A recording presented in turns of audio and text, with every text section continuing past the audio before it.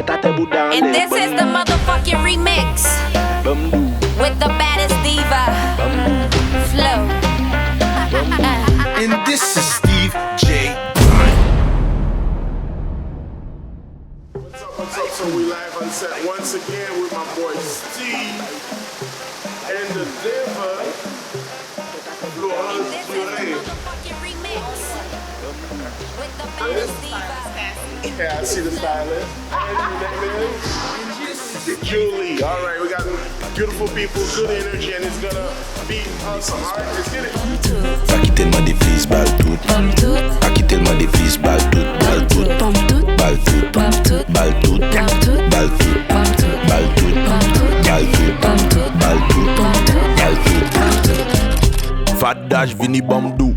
Faut pas talonguer di fait vini bam chou. Fadage vini bamdou. Qu'on habitué mais chalet vini bamdou. Mas c'est un phénoménal, gros vibe local. Living pote bam de dingle total.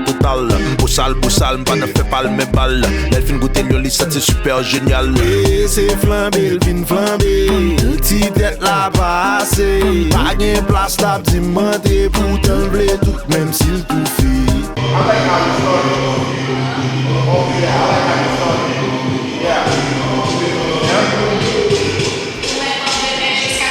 5 mètres, ou qu'on devient tapa pour 5 mètres.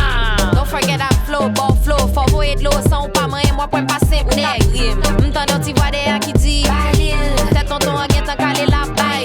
C'est où que t'es bon son yon pour faire sauce. Et puis sous moi